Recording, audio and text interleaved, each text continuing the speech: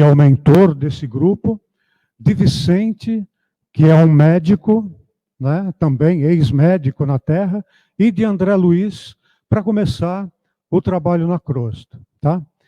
Semana passada, o doutor André fez uma referência à capa da edição que ele utilizava, que lembrava mãos. Né? Essa é a que nós utilizamos. É a mesma coisa, o conteúdo é o mesmo. Né? Mas também muito significativo, na minha visão, lembra uma ponte. Né? Tem tudo a ver com o trabalho mediúnico, né? De ser a ponte entre o mundo físico e o mundo espiritual. Ok?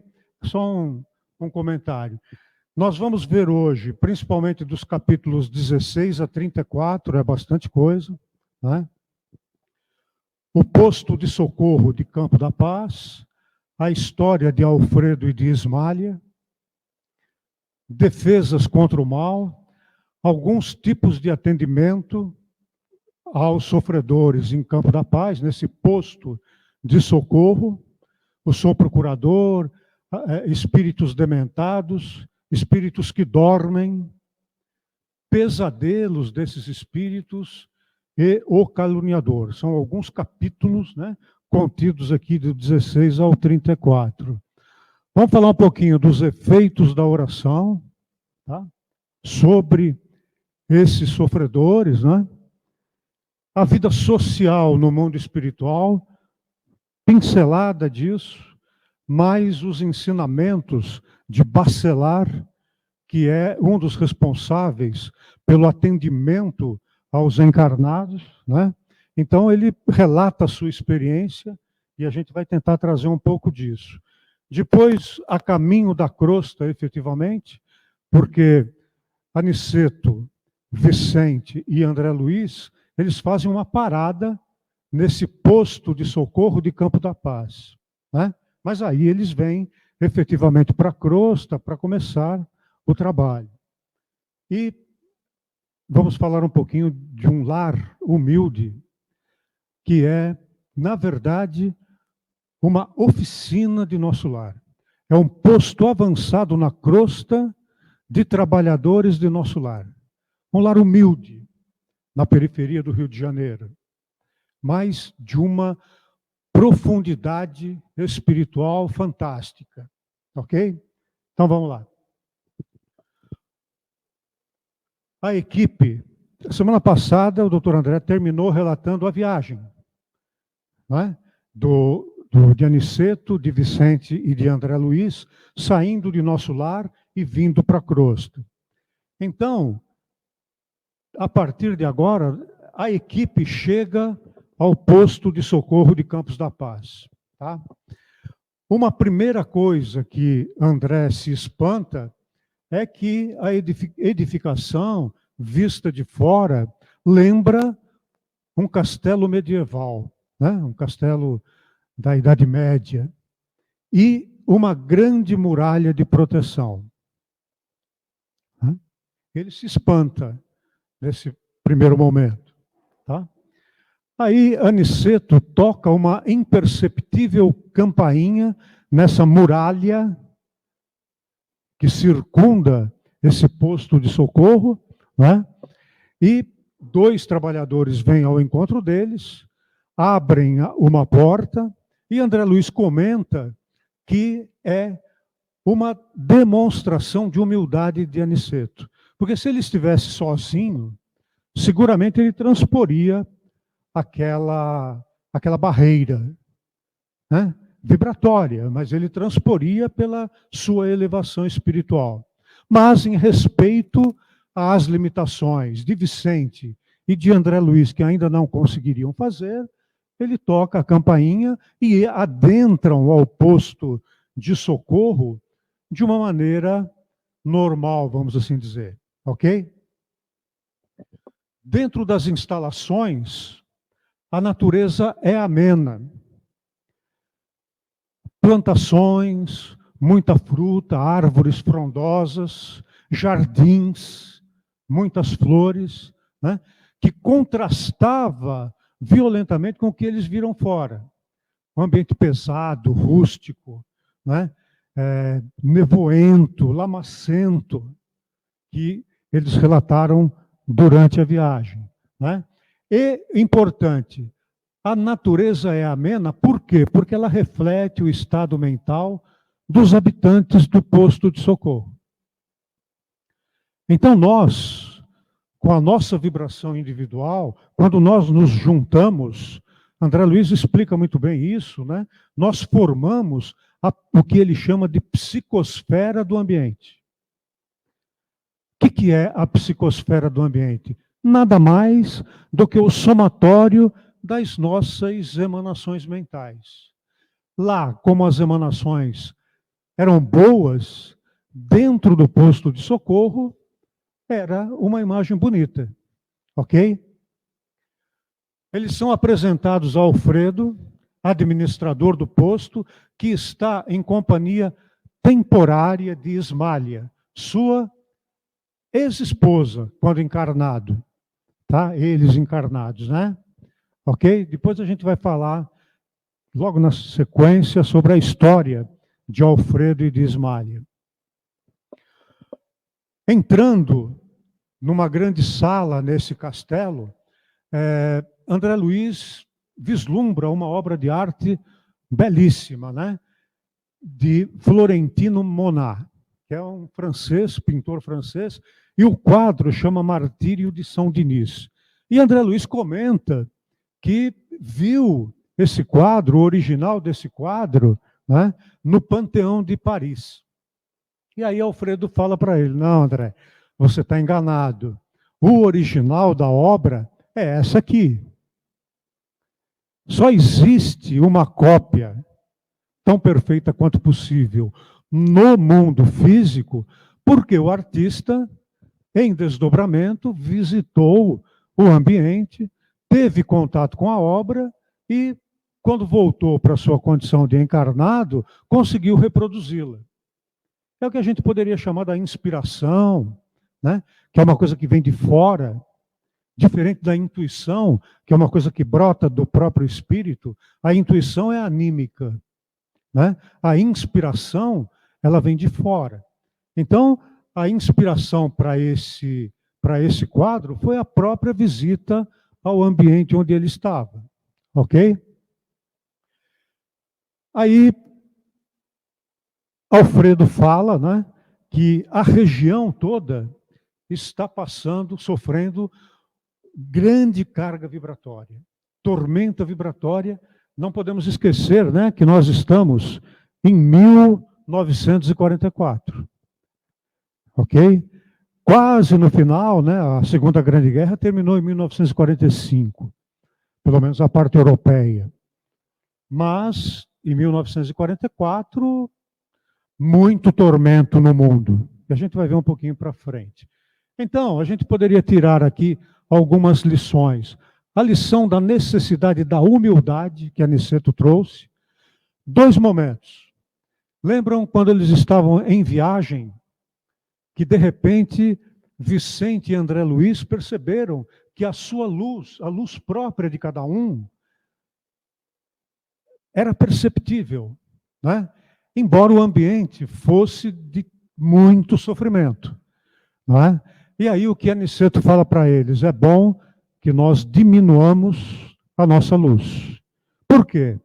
Para não agredir aqueles que não a possuíam. Respeito ao outro.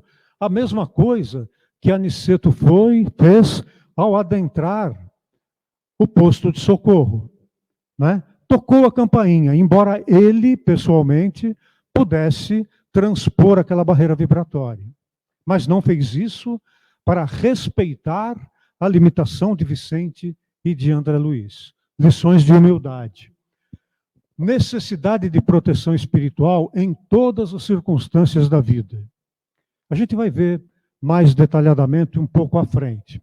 E estado mental dos habitantes define a psicosfera dos ambientes. Ok? Então, nós contribuímos decisivamente com o nosso pensamento para a construção do ambiente que nós frequentamos. Vale para os nossos lares, vale para o nosso ambiente de trabalho, vale para o ambiente religioso que nós frequentamos, nós podemos colaborar para a sua elevação vibratória ou para prejudicar em muito esse ambiente. Certo? Então vamos lá. Vamos falar um pouquinho de Alfredo e de Ismália, né? A história de Alfredo, encarnado, né? É casado com Ismália, ok? Vivem felizes da vida, os dois, tá? Mas, por uma questão de ciúme, de desatenção dele, ele começa a aceitar insinuações de um sócio, um parceiro nos negócios, que perseguia, apaixonado por Ismália, mas não era correspondido por ela. Então, essa pessoa passa a denegrir a sua imagem, como um modo de vingança, principalmente para Alfredo, né? E ele, desprevenido, começa a aceitar e ficar em dúvida com relação à própria conduta de Ismália. Até que esse perseguidor arma uma armadilha para ela, né? Contrata uma pessoa para ir à casa dele à noite e, num determinado momento, ele faz perceber a sua presença. Quando Alfredo vai atrás dele, ele sai correndo, deixa um chapéu como uma prova física de que ele esteve ali, aparentemente com Ismália, né? Mas não era isso, era uma armadilha.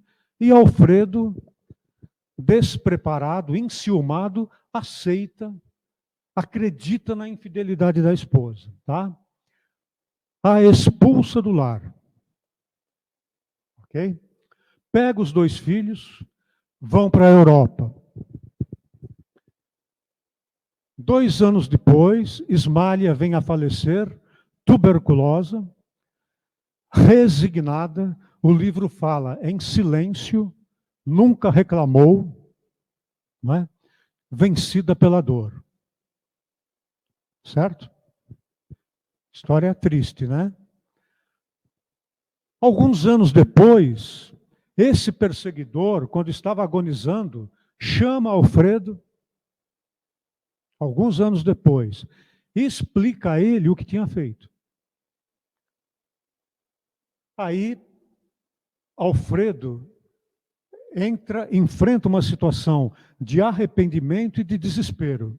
E depois de algum tempo, vem a desencarnar em triste condição espiritual, decorrente do ódio, da ausência de perdão, fundamental na nossa vida, né? O perdão é o único processo que, vamos dizer assim, agiliza a nossa própria evolução, né? Ele foi muito ajudado por Ismália. Agora os dois desencarnados. Mas hoje necessita de esforço e da solidão para reconquistar a sua companhia, visto que Ismália habita uma instância superior. Então ela o protegeu, trabalhou com ele para que ele conseguisse superar esse ódio que ele levou consigo para o mundo espiritual, esse desequilíbrio, só que não vivia na sua companhia. No slide anterior, vocês viram que ele estava na companhia eventual de Ismália. Então ela ia uma vez por mês ao posto de Campos da Paz, né, para ter um breve contato. Mas ela não vivia ali. E ele precisava experimentar o esforço próprio para subir e a solidão. A dor como instrumento de retificação, de purificação, em função dos erros que ele tinha cometido, né? Por descuido, um monte de coisa. Ok? Então, os ensinamentos. O maior protege o menor. Maior e menor aqui, entre aspas, do ponto de vista de evolução espiritual. Ok? Mas é necessário que o menor aprenda a subir para evoluir. Nós estamos aqui, num determinado patamar, e pedimos ajuda do alto. Sabemos fazer isso, né? Aqueles objetivos da oração, né? Pedir Agradecer e louvar, né? Pedir a gente pede toda hora. Agradecer nem sempre, né? Ou muito raramente a gente se lembra de agradecer a ajuda que a gente recebe. Às vezes de uma maneira anônima, né? Então, toda vez nós pedimos que a espiritualidade superior venha a nós. Mas nós temos a responsabilidade, dentro das nossas limitações, de tentar subir até eles também. Ok? Para diminuir um pouco essa distância. É obrigação nossa. A calúnia é um monstro invisível que ataca os ouvidos invigilantes e os olhos desprevenidos. Então nós temos que tomar muito cuidado com isso, né? O vigiar e orar que vai aparecer mais à frente. Aí vamos falar um pouquinho das defesas, né? André Luiz fica impressionado com as defesas que Campo da Paz, aquele posto avançado, apresenta. Muralha vibratória, né? Torre de vigia, seteiras, né? Que é lugar onde se emitiam setas, né? Paliçadas, canhões magnéticos. André Luiz vê tudo isso, mas também uma enorme bandeira da paz. Ok? Sinalizando que aquele é um local de paz, embora esses mecanismos de defesa, né? Aí, o mundo, em 1944, vivia uma situação tormentosa, mais ou menos como nós passamos hoje, né? Os meios de comunicação naquela época não eram tão difundidos, mas hoje, é só ver os 2 últimos anos da nossa história, o medo que nós vivemos, muitas vezes de uma maneira infundada. Não estou falando que precisava ter ausência de cuidados, não é isso. Não é isso. Mas é a utilização do meio como uma ferramenta, não é? Para, de uma determinada maneira, dominar algumas pessoas. E não estou falando aqui de partido, nada disso, ok? Muito bem. Aí Alfredo relata a sua ida à Europa como preparo para receber os desencarnados no conflito. Tá? Aí, chegando com uma equipe espiritual na cidade de Bristol, na Inglaterra, eles estão chegando, né, volitando, eles veem de um determinado ponto da cidade um facho de luz que subia aos céus, né? Aí eles são convidados pelo mentor daquele grupo a se aproximarem mais. Eles vão à origem daquele facho de luz e percebem que era uma igreja praticamente em ruínas, em função dos bombardeios, né, que a cidade sofria durante a guerra, e sofreu durante a guerra. Ali havia um grupo religioso, multirreligioso, etc., que oravam juntos. E essa congregação, esse orar juntos, é que produzia essa luminosidade muito forte que subia ao céu. E o instrutor fala para que todos eles permaneçam em pé diante daquela comunidade de encarnados como um sinal de respeito. Respeito do mundo espiritual, de espíritos evoluídos, pelo esforço dos encarnados bem intencionados. Muito sério isso. A questão dos desencarnados, a gente vai ver também um pouco na sequência, né? Então tem todo um relato dos soldados que desencarnavam na guerra, né? E que não conseguiam abandonar o campo de batalha, que se tornava um lugar pesadíssimo, pesadíssimo, de muito sofrimento. Eles ficavam ligados aos despojos, né? As vítimas inocentes da guerra, as famílias, as crianças que também perdiam as suas vidas físicas nesse conflito, sem ter nada a ver com isso.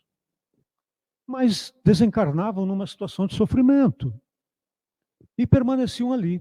Então, eles eram socorridos na Europa, mas muitos foram trazidos para a América. América do Sul, América do Norte, né? No caso da América do Sul, muitos para o Brasil, e relata todo o preparo do mundo espiritual para prestar o atendimento para esses desencarnados. Tá? Então, além das ações bélicas, o combate de ideias, de pensamentos, gerando resíduos mentais que multiplicam as tormentas destruidoras. A questão do medo, né? Se eu induzo alguma pessoa a sentir medo de alguma situação, a nossa vibração vai prejudicar em muito o contexto daquele ambiente. Muita gente adoece pelo medo. Pelo medo. Cria as condições espirituais para adoecer. A gente sabe que o perispírito, ele vem programado, alguns genes, né? Ele vem programado para se manifestar durante a vida física ou não. E a manifestação ou não desses genes vai depender de como eu conduzo a minha vida. Se eu estiver numa boa vibração, automaticamente eu estarei protegido. Independentemente dos cuidados. Os cuidados passam a ser até paliativos. Por quê? Porque eu estou numa frequência vibratória mais elevada do que essas afecções ou infecções ou vírus que possam me atingir. Ok? Então, esse combate de ideias, todo lugar que tem conflito, esses conflitos que partem da ideia, eles se corporificam. Pensamento é matéria. Eles se corporificam e permanecem no ambiente, prejudicando o desenrolar das coisas. Ok? Então, Alfredo esclarece a existência de cooperativas do mal que exploram os desequilíbrios da mente e os desvios dos sentimentos dos incautos, daqueles que não seguem a orientação de Jesus, do vigiai e orai, né? Que estão à mercê dessas influências. Né?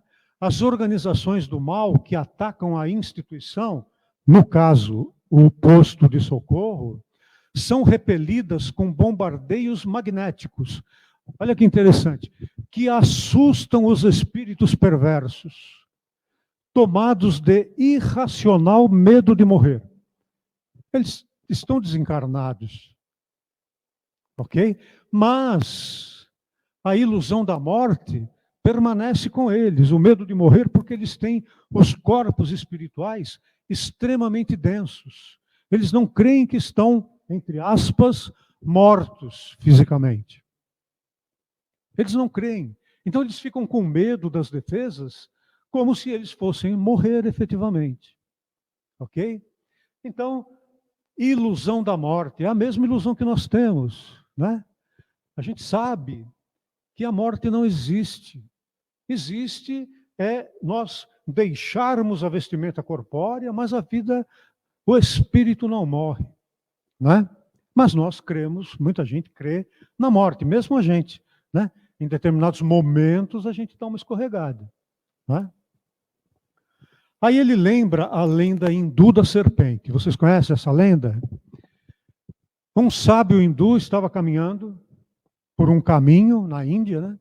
E foi atacado por uma serpente. Aí ele fala, esse sábio, minha amiga, por que você faz isso? Né? Não convém que você ataque ninguém, tentando tirar a vida dos outros. Não é assim que você vai se melhorar. E seguiu o seu caminho. A serpente entendeu, achava que tinha entendido a mensagem e passou a ser um ser pacífico. E aí passou a ser abusada pelos habitantes da cidade. Levava pedrada, levava paulada e tinha que fugir. Ela passou a ser maltratada. Quando o sábio voltou pelo caminho, viu a serpente numa situação deplorável. Aí falou assim, ela contou a sua história. Ele falou, não, minha amiga, você não entendeu o espírito da coisa. Não é para você atacar ninguém, matar ninguém, ferir ninguém. Mas manter o perverso à distância, mostrando-lhe os teus dentes e emitindo os teus silvos. Ok? Por isso que tem as defesas. Tá? Para mostrar uma capacidade defensiva, para desestimular a ação daquelas cooperativas do mal. Tá bom? E, enquanto não imperar a lei do amor, é indispensável persevere o reinado da justiça. Lei de causa e efeito. Consequências para todos os nossos atos. Não é? Então, vamos em frente. Algumas lições desses capítulos, né? O poder do pensamento para o bem e para o mal. É o que Jesus nos disse, né? Cada um de nós carrega em si o seu paraíso pessoal ou o seu inferno pessoal. Depende do quê? Depende de como eu penso, das minhas atitudes. Então eu posso ser extremamente feliz já nessa vida, não preciso esperar depois, não, agora. Ou extremamente infeliz. Há lares que são redutos de paz, onde todo mundo se dá bem. Não é que são todos santos, não, mas se respeitam. Né? E há outros que apenas discórdia. Aí dá para imaginar a situação de um e de outro, das pessoas que ali convivem. Né? Enquanto houver discórdia entre nós, pagaremos doloroso preço em suor e lágrimas, é a lei. Todo conflito gera uma consequência. Né? Porque quando eu estou em conflito, eu estou digladiando. Eu não ouço o que o outro fala. O outro está falando, eu já estou pensando na resposta que eu vou dar, para desarmá-lo. Conflito é isso. É um discurso irracional. Todo mundo quer ter razão. E num discurso desse tipo, ninguém consegue grandes resultados, não é isso? Devemos suportar nos próprios ombros toda a produção de mal que levarmos a efeito, bem como de todo o mal decorrente do bem que poderíamos ter feito e não fizemos. Que nós somos responsáveis pelo mal que praticamos, tranquilo, né? Acho que ninguém tem dúvida disso. Mas nós também respondemos pelo bem que poderíamos ter feito, não fizemos, por omissão, por qualquer circunstância, de meu interesse. E essa minha omissão gerou uma consequência desastrosa, penosa para o meu próximo. Eu não fiz nada para ele de mal, mas a minha omissão em praticar o bem me torna parcialmente responsável pelo mal que o atingiu. Por isso que nós temos o trabalho, né? O trabalho é a bendita oportunidade que nós temos de conseguir evoluir um pouquinho. Um pouco a cada dia. Sem grandes, né? Desejo uma coisa assim fabulosa de hoje para amanhã, não. Pouquinho. Mas é a grande oportunidade. Estar falando aqui é uma grande oportunidade para que eu tente aprender alguma coisa que eu não aprendi nas várias experiências que eu tive. Os trabalhadores da mediunidade não são seres expoentes, não. No começo do livro, é clara a situação dos médiuns que faliram. E lá tem um percentual de 100 que vêm preparados de nosso lar. Se tanto, consegue desempenhar a contento com as obrigações que assumiu no mundo espiritual. Não é que foi imposto, ele assumiu, ele pediu. É o compromisso, e falham. Né? Então, nós todos estamos aqui para aprender, juntos. A irmandade, estarmos aqui juntos, compartilhando esse momento, esse ambiente, é um apoio para cada um de nós, embora o caminhar seja individual. Né? Então, vamos lá. Aí, Alfredo pede que Aniceto permaneça no posto de socorro aquela noite. Por quê? Porque ele está preocupado com Vicente e com André Luiz saindo do posto de socorro, estando exposto às intempéries, aquelas tormentas vibratórias que assolavam aquele local. Então ele propõe, fiquem aqui essa noite, amanhã cedo eu facilito um pouco a ida de vocês até a crosta, né? E hoje à noite vocês participam do trabalho conosco. A Aniceto aceita, né, essa condição e vão cooperar no serviço assistencial. A primeira coisa que Alfredo comenta com eles é sobre o sopro curador. Tá? Como calmante, como revigorador ou revigorante, estimulante, curativo.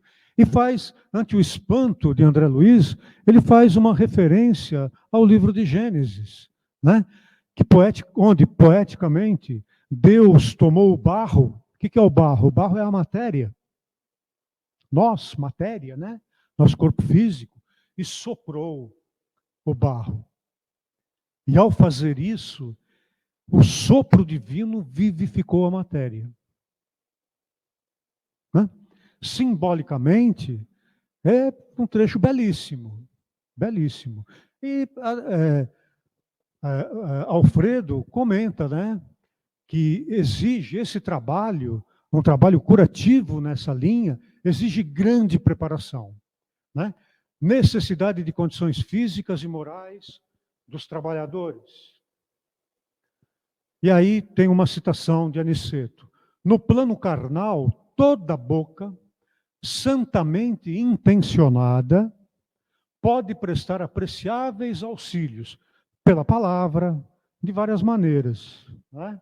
Porém, que as bocas generosas e puras poderão distribuir auxílios divinos, transmitindo fluidos vitais de saúde e de reconforto.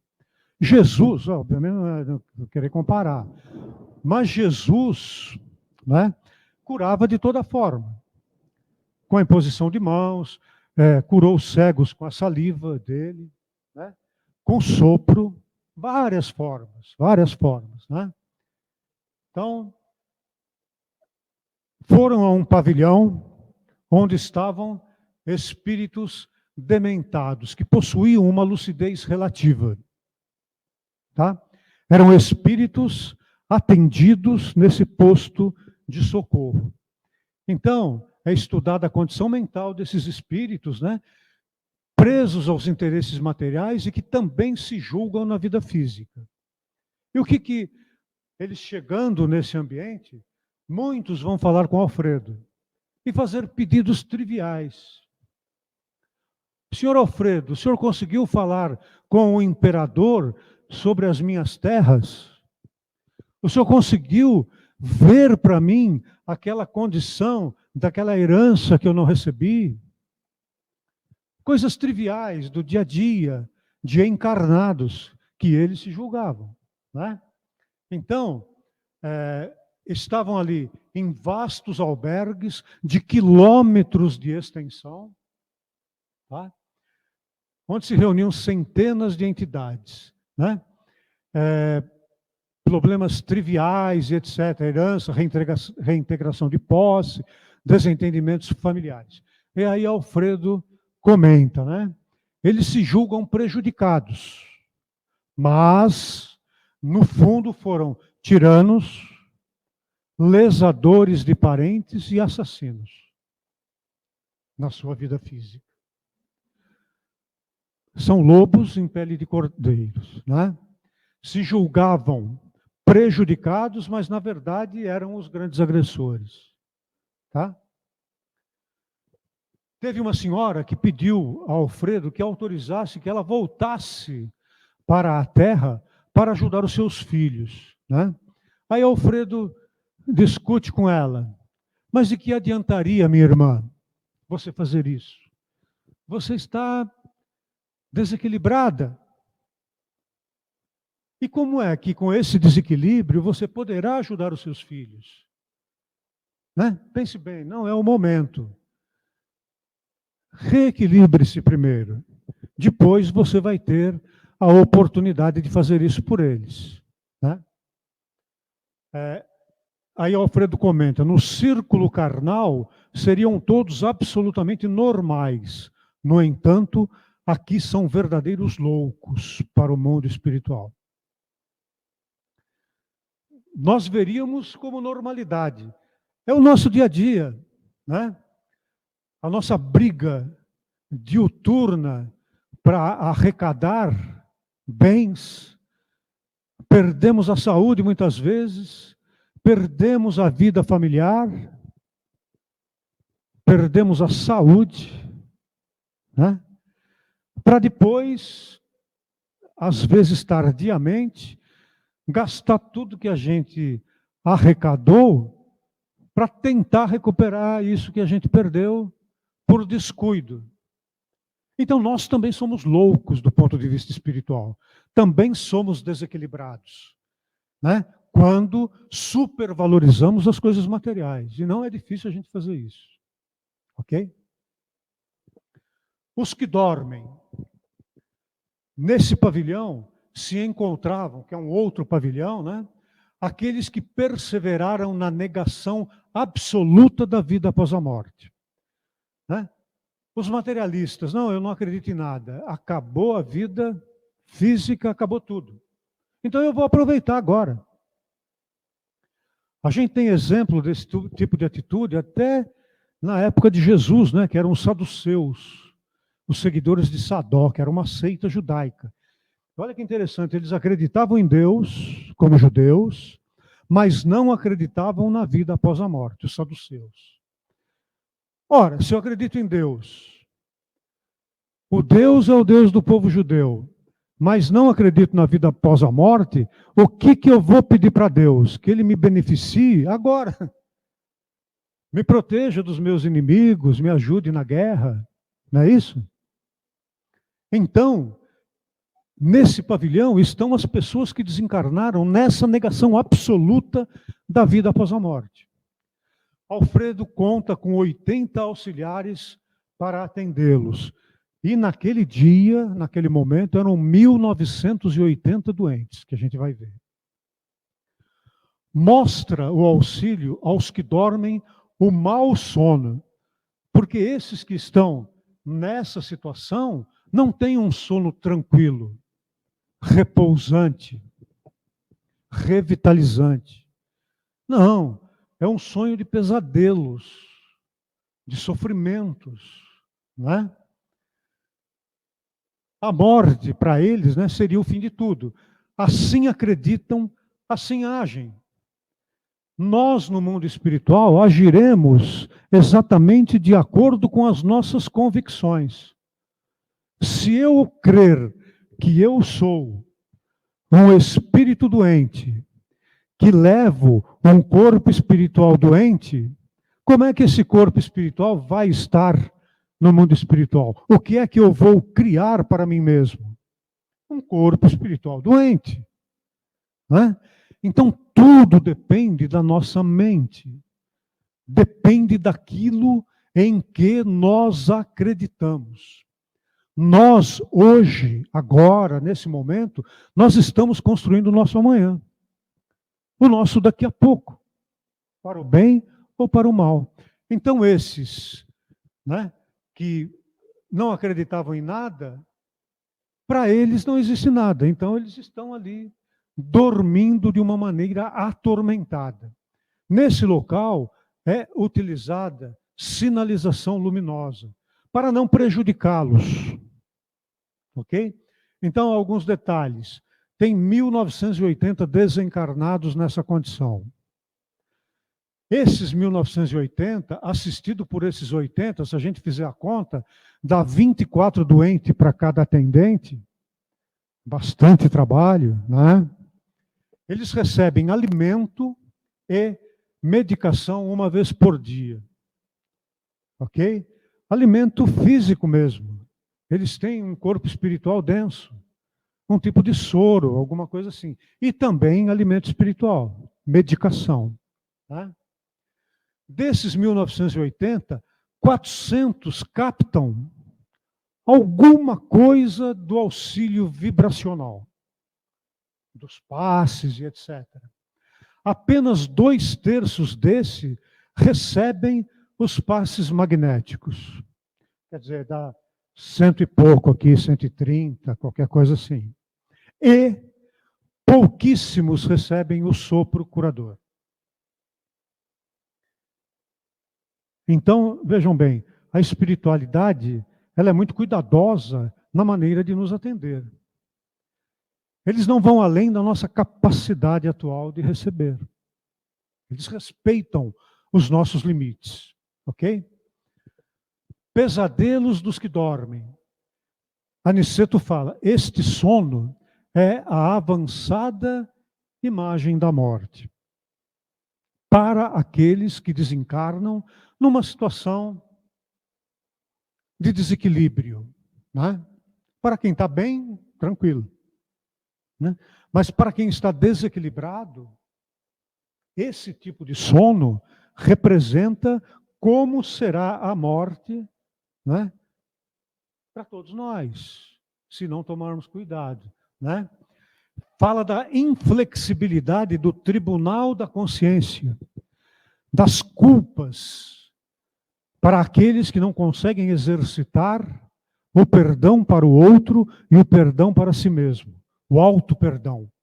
Nós precisamos aprender a nos perdoar, porque senão nós ficamos presos na culpa. E a culpa não é bom. O arrependimento, sim. Mas se eu ficar preso na culpa, eu fico na defensiva. Eu me fecho. Não, a partir da identificação do erro que cometi, do meu verdadeiro arrependimento, eu tenho que agir para consertar o mal que eu pratiquei. Então eu não posso ficar me considerando culpado, tolhido pela culpa, né? Aniceto aconselha a prática da indulgência para os erros alheios e para os nossos também, né? Tem gente que fala, essa encarnação já está perdida. Que engano, que engano. Nada está perdido. Nós podemos começar a modificar a nossa trajetória agora, nesse momento. É só tomarmos a decisão e perseverarmos nela. Não é? André, utilizando das faculdades perceptivas expandidas, lembram-se que André e Vicente, eles estão numa excursão à crosta de ajuda e de aprendizado. Né? Então, muitas das situações que eles vão vivenciar é para que eles aprendam. Ok? Então, eles têm essa percepção ampliada. Tá? Aí ele analisa a mente de uma senhora que dorme o mau sono. Qual é a história dessa mulher? Ela tirou a vida do amante. Tá? Então, André Luiz ouve o diálogo entre os dois. Ela recusa o perdão e o pedido de clemência. Quando ele fala, me perdoe, né? Pelo amor de Deus, o que ela fala? Deus não existe, Deus não existe. Morrerás infame, e tira a vida dele. Só que, a gente vai ver, o erro gravado na consciência acompanha o devedor onde quer que ele esteja. Nos acompanha, não tem jeito. É o tribunal da consciência, do qual nós não conseguimos nos livrar. Ninguém vai precisar apontar o dedo. Falar, você fez isso. Não. Eu sei que fiz. E aí sofrerei por isso. Porque serei desmascarado no mundo espiritual. Estou aqui falando bonitinho, né? Tentando, pelo menos. E sou um verdadeiro crápula, na verdade. Sou um tirano. A Edith sabe o que ela sofre em casa. Né? E tal. Quando eu desencarnar, essa minha maneira de ser vai estar expressa no meu corpo espiritual. Não adianta eu tentar esconder. E aí como é que eu fico perante vocês, quando eu encontrar vocês lá? é envergonhado, não é isso? Todo mundo acreditava nessa postura de bonzinho que eu passava, e agora eu não consigo mais. Tribunal da consciência. Tá? Comovido, André constrói pensamentos fraternos, tenta entender o ato insano daquela irmã, evitando ser o juiz da sua causa. E Aniceto reforça isso, né? Ele fala assim: não precisamos comentar qualquer episódio dessas existências vividas em oposição à vontade de Deus. Não comentar, calar. Bastará lembrar sempre que a dívida, em toda parte, anda com os devedores. Não tem jeito. Né? O caluniador vai falar dos exames dos prodígios espirituais decorrentes do perdão. Aí eles vão numa construção isolada, próxima ali, onde vive uma pessoa, que é Paulo, que é um doente que já está a caminho da melhora. Por quê? Porque ele já chora, ele já padece com as recordações do passado triste que ele teve. Então, o choro verdadeiro ele é um caminho que abre as portas, né, para o arrependimento, para outras coisas, para a ajuda que a gente possa receber. E quem é Paulo? Na tela mental de Paulo, André vê Ismália e Alfredo. Que esquisito. Um sofredor desequilibrado aqui, e na sua tela mental, a projeção, né, dos seus pensamentos, eu vejo Alfredo e Ismália. Não é? Vê mulheres e perseguidores que blasfemam contra Paulo e o atormentam. Então, quem é Paulo? Aniceto esclarece que Paulo é o personagem que arruinou a vida de Alfredo, incitando-lhe o ciúme infundado. Antes, da parte de Alfredo, e dele também, ódio profundo. Aí, Ismália atuou sobre Alfredo, o ajudando, como a gente viu lá no comecinho, né? E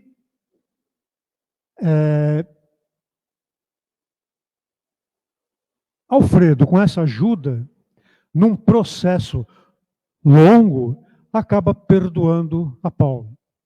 Então não é um perdão da boca para fora. O perdão não é isso. Né? Tem até aquela máxima, né, que a gente fala, perdoo, mas não esqueço. Né? Essa pessoa perdoou? Não, não perdoou.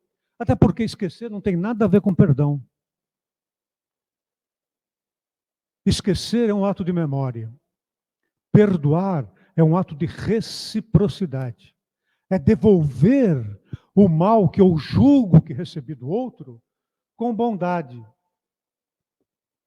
Não é ser amigo, ter um amor profundo como tenho para aquelas pessoas mais próximas, mas é direcionar a ele uma oração, pedir que ele fique bem.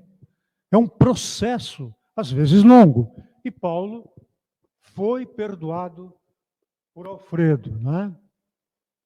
Aniceto, a conquista da verdadeira fraternidade não é simples. Reconciliação, atitude caridosa, sentimento de piedade pelo outro, simpatia. Jesus falou, né? Reconcilia-te com o teu irmão enquanto estás a caminho com ele, porque depois é mais difícil. Perdoa. Instruiu a Pedro, né? Que perguntou, mestre, quantas vezes eu tenho que perdoar ao meu irmão?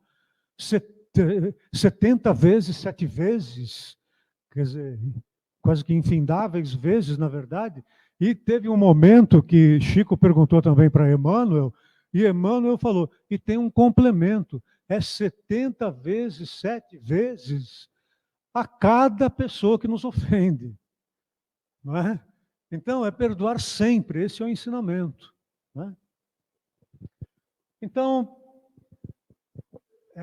Jesus fala, né? Amar ao próximo, né? Mas amar ao inimigo, porque amar aqueles que gostam da gente é tranquilo, mas amar aqueles que nós julgamos que nos prejudica, né? É difícil. Mas esse é o objetivo. É isso que a gente tem que aprender a fazer. Conseguimos agora? Talvez não. Mas vamos conseguir uma hora. Tá? Espiritualidade não tem pressa. Então, alguns ensinamentos. Não há interrupção no fluxo da vida. Viveremos com todas as consequências das nossas ações e das nossas crenças, ok? Até nos reequilibrarmos, eventualmente pela dor. Tá? Devemos sempre trabalhar, ajudar, né? Atuando na medida das nossas possibilidades. Pouquinho que seja. Aos que recebem apoio, cada um de acordo com as suas obras. Lei da justiça, minimizada pela lei de misericórdia, né? A lei de causa e efeito, ela é minimizada pela misericórdia divina. De modo que a gente só precisa vivenciar as experiências necessárias num sistema de expiação na medida em que ela seja útil para a gente. Quando aprendemos, aí a misericórdia divina fala, basta, né? Não precisa mais. A questão da consciência, a dívida anda em toda parte com os devedores, o longo processo do perdão, né? Como falamos. Os efeitos da oração. Não está aqui, mas tem nesses capítulos um trecho belíssimo que vocês precisam ler, meditar sobre ele, que é a prece de Ismália. Tá?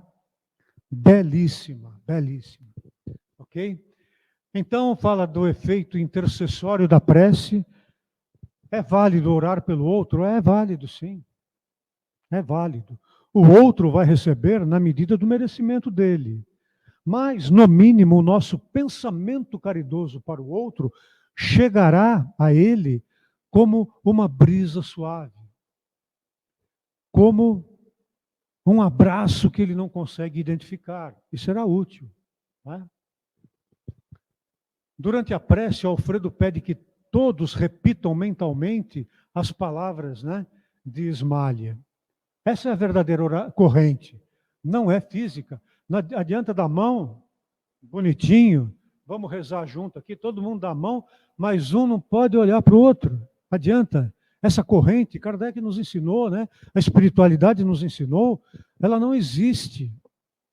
A corrente não é física, ela é mental. Ok? Então, por isso que ele pedia que cada um repetisse as palavras que Ismália proferisse, porque aí estariam irmanados naquela prece. Tá?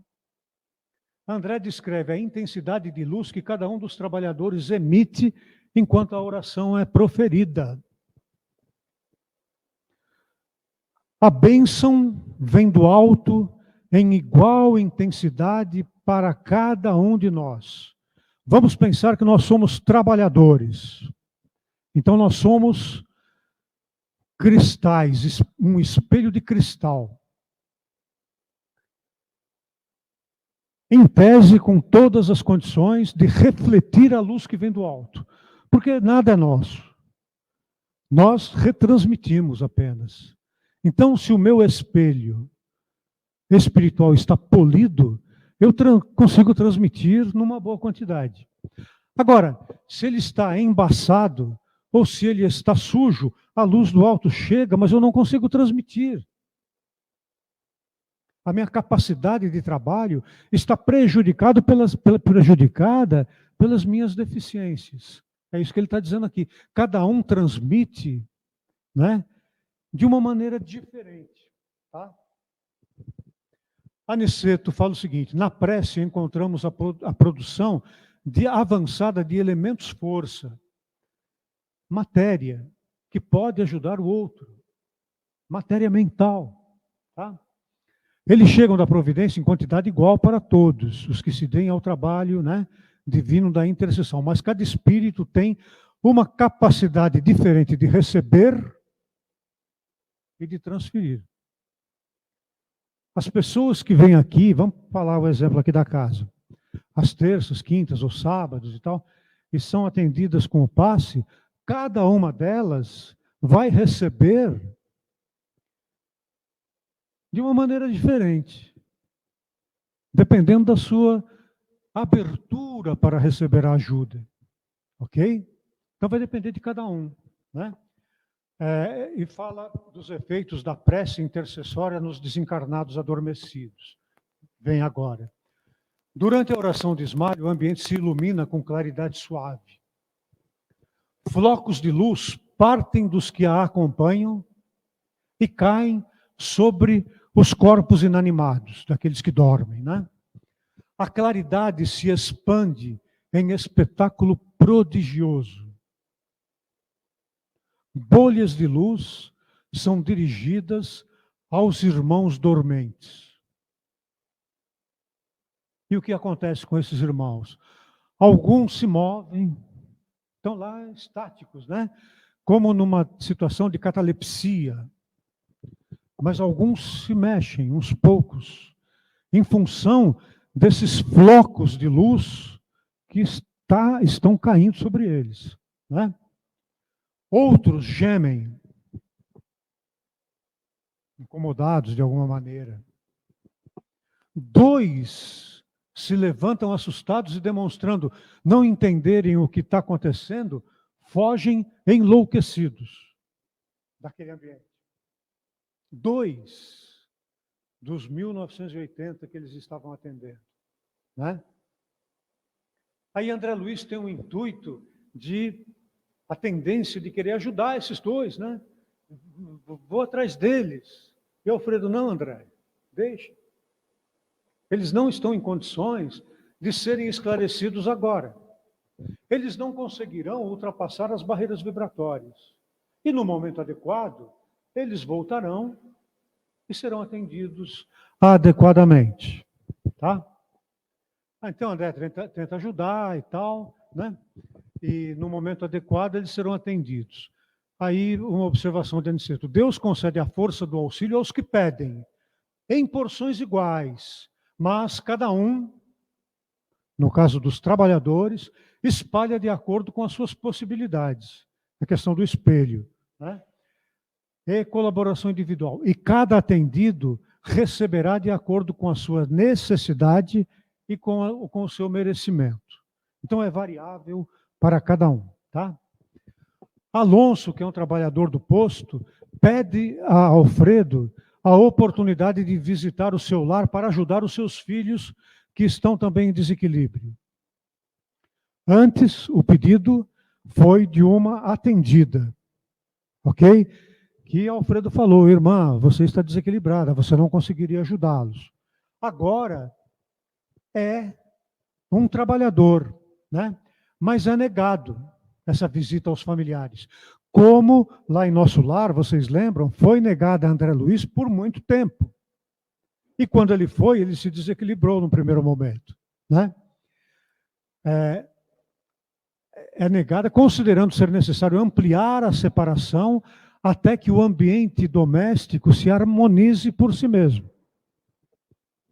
Não podemos ignorar que os filhos pertencem a Deus e que precisam desenvolver as suas responsabilidades justas. Você, que já lhes deu o razoável, precisa igualmente evoluir e aperfeiçoar-se. É o amar ao próximo como a ti mesmo.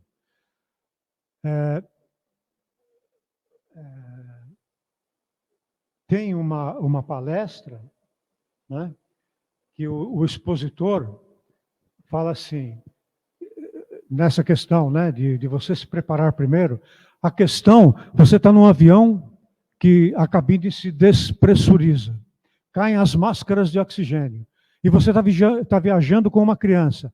O que você faz? Você vai pegar a máscara de oxigênio e colocar na criança? Não. Primeiro você respira, aí coloca na criança. Porque se você desmaiar, você e a criança perecerão. Ok? Então, isso que é o amar a si mesmo, ao próximo como a ti mesmo. Então, nós temos que cuidar de nós também, né?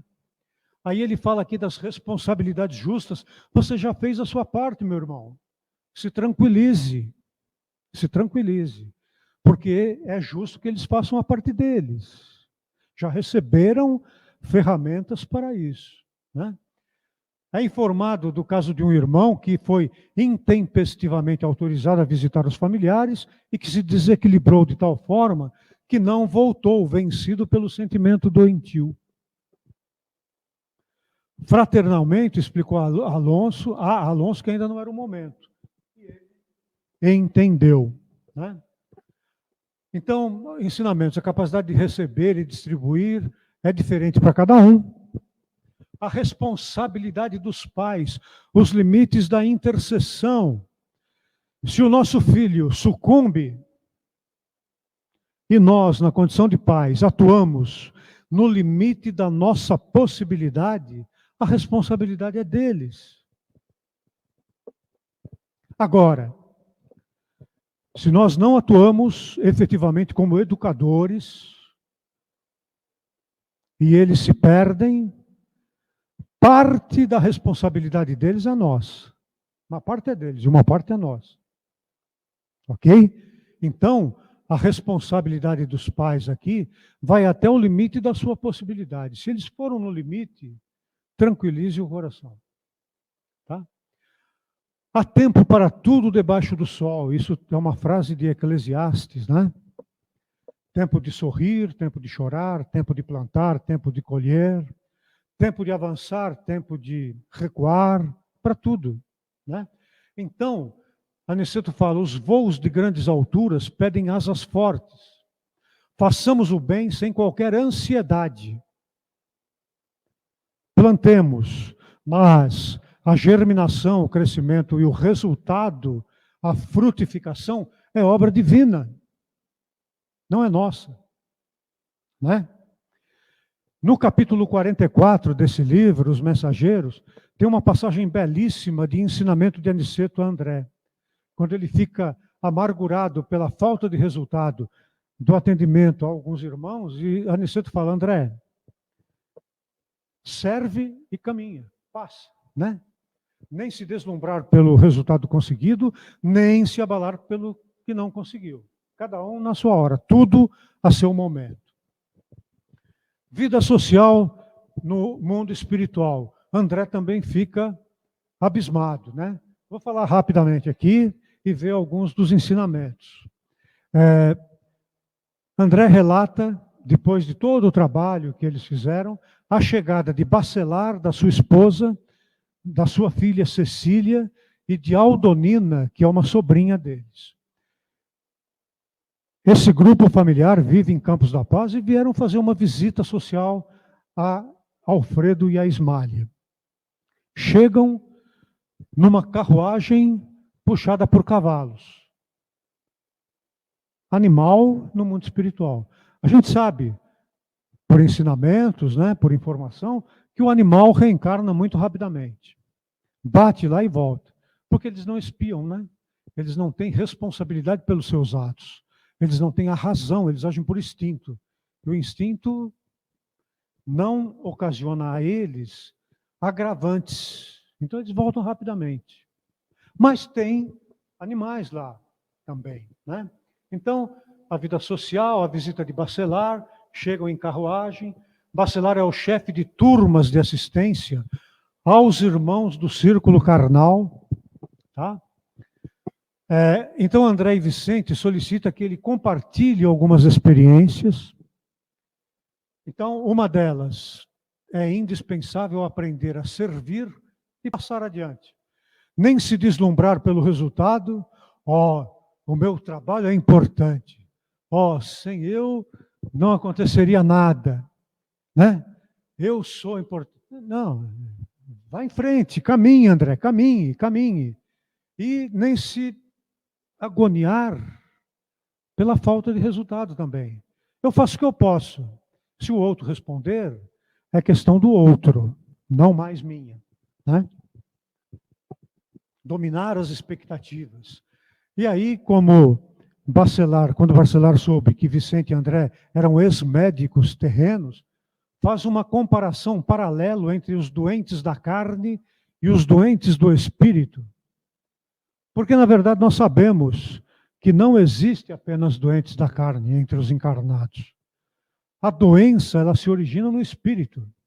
É o desequilíbrio espiritual que vai fluir para o corpo espiritual, desequilibrando-o também, provocando deformações, e vai chegar até o corpo físico. Então, a origem da doença nos encarnados está no desequilíbrio espiritual. A espiritualidade nos ensina isso de uma maneira muito clara, né?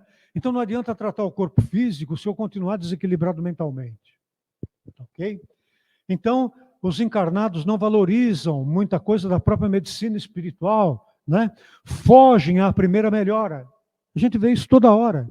As pessoas procuram as casas religiosas, não vou falar nem só da casa espírita, não, as casas religiosas, quando estão em desespero. Aí melhoram um pouco, desaparecem. Não é verdade? A gente vê isso toda hora. Tá? Detestam a dor que gera o equilíbrio. A dor é reequilibrante. Tem uma máxima que fala que as pessoas vêm pela dor ou pelo amor, não é? Ótimo que seja pelo amor, pela intenção de servir. Ótimo, né? Mas se nós não conseguirmos vivenciar o amor, inevitavelmente a dor chegará para nos trazer de volta ao caminho reto. É essa a função da dor. É essa, né? Mas nós não aceitamos normalmente. Fala das enormes ações, né, de legiões de elementos contrários ao trabalho do bem e que prejudicam esses trabalhos. É só a gente tentar pensar em fazer alguma coisa boa. Começar um trabalho novo na casa espírita.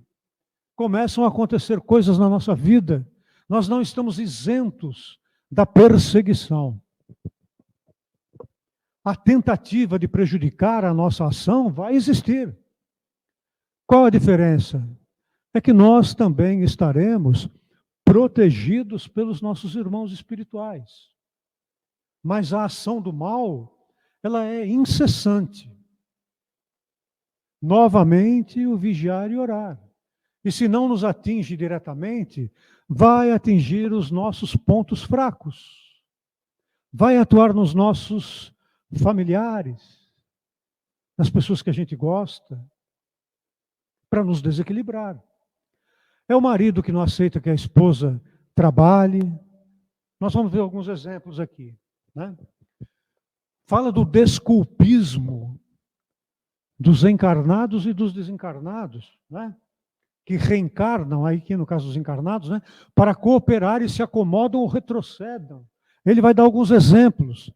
Os mordomos da responsabilidade que alegam excesso de deveres. O que é mordomo? O mordomo é a pessoa que toma conta de alguma coisa. Talvez os dirigentes, né? Os trabalhadores de uma maneira geral, mas que alegam excesso de deveres e começam a falhar. Os amoedados que prendem-se aos bens. Os que recebem a bênção da pobreza, mas se revoltam. O sofrer não garante evolução para ninguém. Pode, ao contrário, agravar o nosso débito. É preciso bem sofrer. É preciso sofrer resignadamente. Lutar para melhorar, mas aceitar o que não puder ser mudado. Tá? Os moços se declaram muito jovens para trabalhar.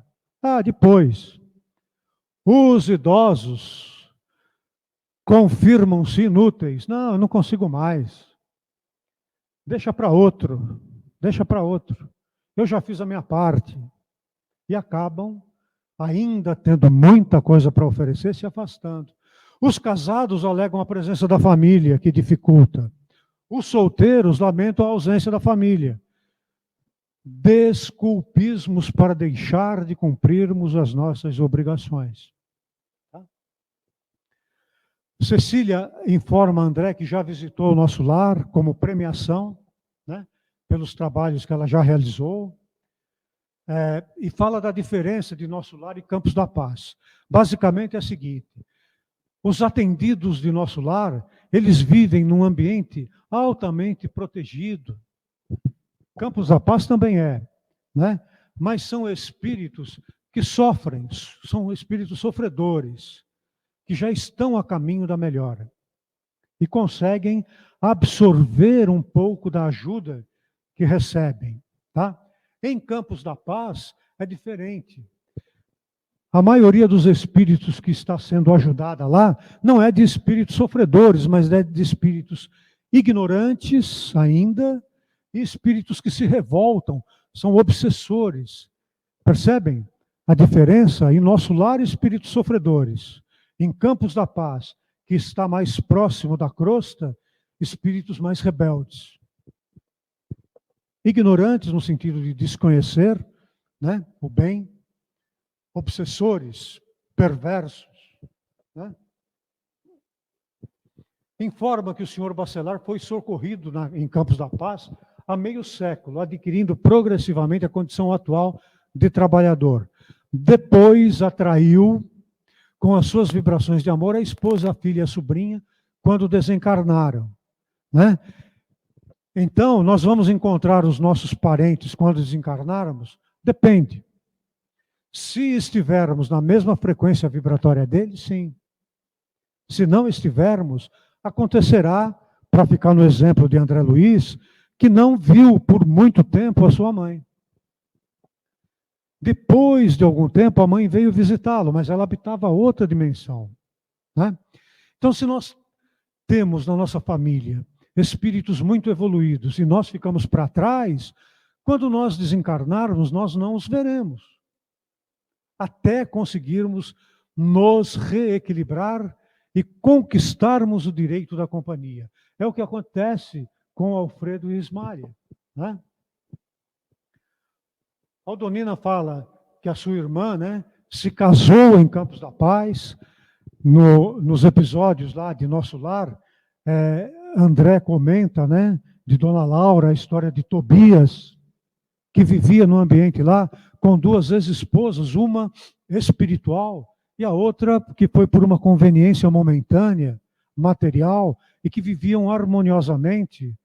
A segunda esposa, na condição de amiga, né, protegida do casal, que ela também já visitou o Nosso Lar. Né? Fala aqui da condição de Campos da Paz, que não tem esses dois ministérios mais evoluídos que Nosso Lar possui. Então, há uma certa, vamos assim dizer, limitação ao atendimento. Por quê? Porque ainda são espíritos presos muito na animalidade, na maldade, na perseguição. Então, por consequência, não estariam até preparados para uma vivência mais elevada. Né? Registra a falta de cooperadores para acompanhar os reencarnados que saem de Campo da Paz até os 7 anos de idade. No processo de reencarnação, até os 7 anos, a espiritualidade nos acompanha de uma maneira muito próxima. E depois vai nos deixando por nossa própria conta. Né? Aí Ismênia e Cecília se apresentam ao órgão. Então a reencarnação, voltando um pouco, é um processo. Tá? É um processo de reencarnação. A criança recém-nascida dorme, sei lá, 20 horas por dia. Ela está mais aqui ou está mais no mundo espiritual? Está mais no mundo espiritual, né? A reencarnação dela, o seu aparato orgânico, principalmente do ponto de vista neurológico, ele ainda está se formando. Ele não tem estrutura para dar suporte para o espírito. Então, demora um pouco. Tá? É isso. Né? Então, Cecília e Ismênia tocam músicas belíssimas, né? E aí Cecília ainda fala que está muito ligada, está esperando alguém da Terra e não sabe se vai ter a felicidade de encontrá-la, era o seu noivo, né? Necessidade no mundo espiritual, que tudo é questão de equilíbrio, trabalho e repouso, diversão, né, e seriedade, tudo de uma maneira equilibrada, tudo. O grande objetivo é passarmos de atendidos, todos nós somos necessitados ainda. Por isso que estamos aqui, tentando aprender alguma coisa. Mas o nosso grande objetivo é passar dessa condição para a condição de servidores, efetivamente, né? A família carnal e a família espiritual, nós nos reencontraremos no mundo espiritual com os membros da nossa família espiritual. Não significa que são os mesmos da nossa família carnal agora. Pode ser, e se for ótimo, mas pode não ser também, né? Processo de reencarnação que só se fecha aos 7 anos de idade da criança. Aí a caminho da crosta. Terminou toda essa etapa, né? E como Alfredo tinha prometido pela permanência dos 3 por uma noite no posto de socorro, Alfredo oferece a eles um tipo, André Luiz fala, um tipo de automóvel de asas. Vocês lembram, em nosso lar, André Luiz relata o aeróbus, né? Ok? Que era aquele ônibus que ficava suspenso a 5 metros do solo e se deslocava com velocidades vertiginosas que conduziam os espíritos que não conseguiam volitar, né? Então, Alfredo ofereceu a eles um tipo de automóvel. Eles fizeram parte do trajeto nesse veículo, chegaram ali num posto de transição, como um posto de atendimento, né? E depois desse momento o grupo caminhou, tá? Por essas estradas novamente tenebrosas, e cada vez que mais se aproximavam da crosta, pior ficava, mais pesada a vibração, a emanação fluídica de nós encarnados e dos desencarnados que convivem conosco aqui, que infelizmente ainda são de baixo teor vibratório e influencia demais o mundo espiritual, como acontecia lá na época da guerra, né? Então o impacto da guerra naquela época e o impacto dos nossos desregramentos hoje impactam a vida física, mas impactam também o mundo espiritual. Nós os prejudicamos também, né? Individualmente e coletivamente, tá? Nesse caminho, né, que fizeram a pé, enquanto vocês não criarem asas espirituais, é o que a Aniceto fala, a André Luiz e a Vicente, eles caminharam por vias escuras e nevoentas, onde monstros estranhos fugiam assustados com as suas presenças, né?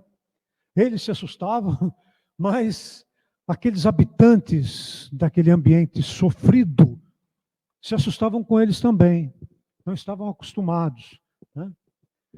Aniceto comenta sobre a diversidade de caminhos existentes até a crosta, dependendo da finalidade dessa locomoção. Algumas pessoas, alguns espíritos, têm livre trânsito. Vocês lembram quando André Luiz foi para a casa dele, naquele momento, naquela missão autorizada, né? Numa visita autorizada, então ele não passou por esse caminho tortuoso que ele está vendo agora. Ele já tinha ido à crosta de uma maneira muito mais leve. Agora, como é aprendizado, ele está indo pelo caminho difícil, para aprender, né?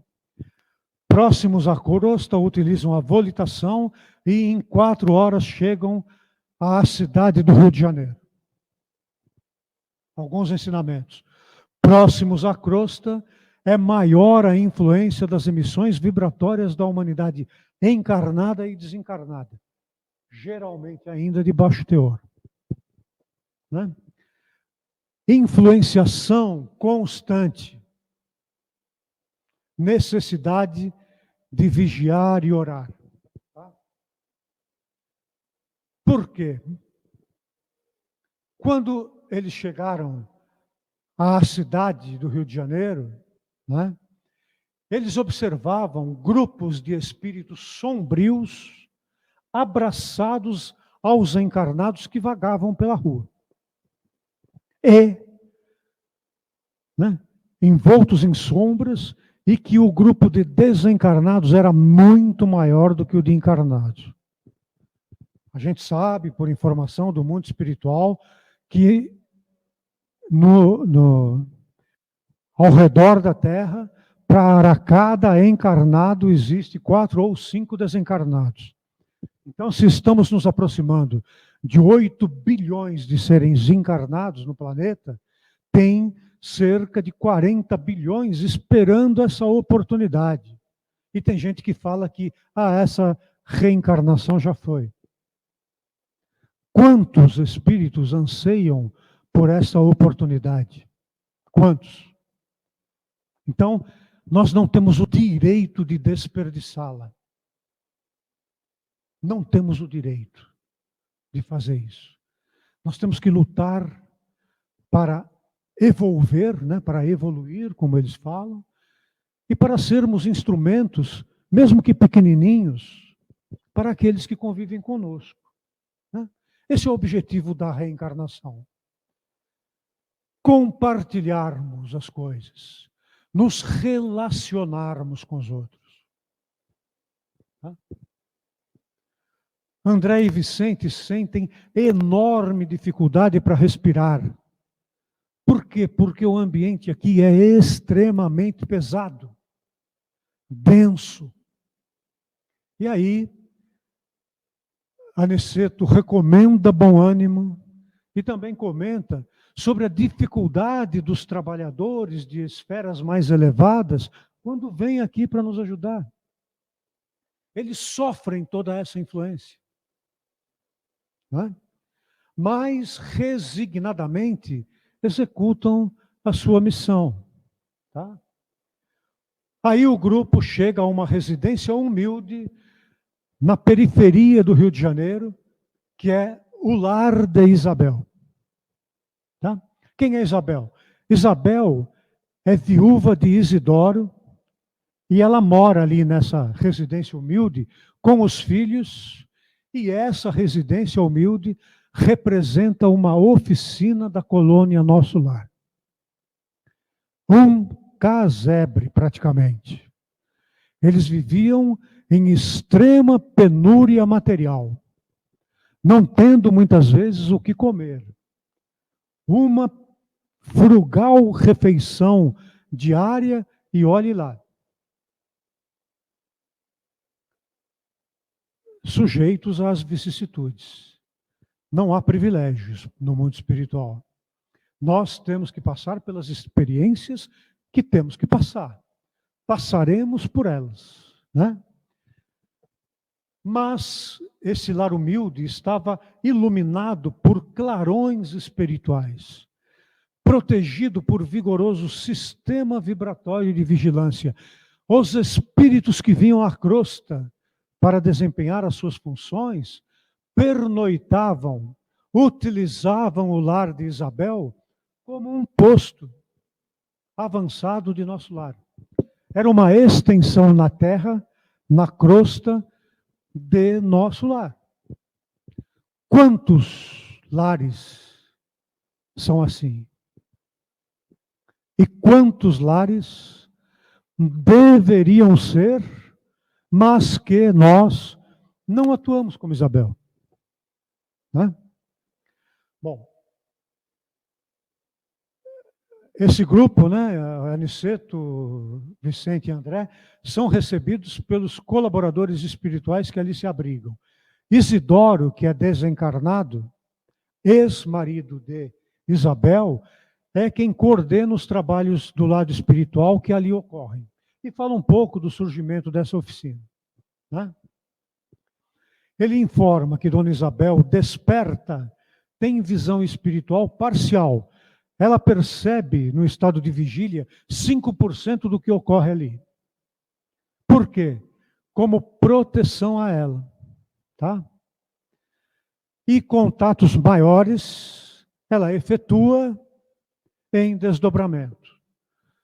Quando os filhos e ela adormecem, o lar fica protegido pelos espíritos amigos que ali se encontram, e ela, em companhia de outros espíritos, sai a trabalho. Como nós podemos fazer se quisermos, em desdobramento que vivenciamos toda noite quando adormecemos. Né? A opção é nossa. Podemos ir para ambientes evoluídos, para aprendermos, ou podemos ir para ambientes não muito sadios, e aí a gente vai falar, né? Ah, fui atraído para lá, fui levado para lá, vírgula, né? Eu fui para aquele ambiente porque quis ir. Nenhum espírito nos obriga.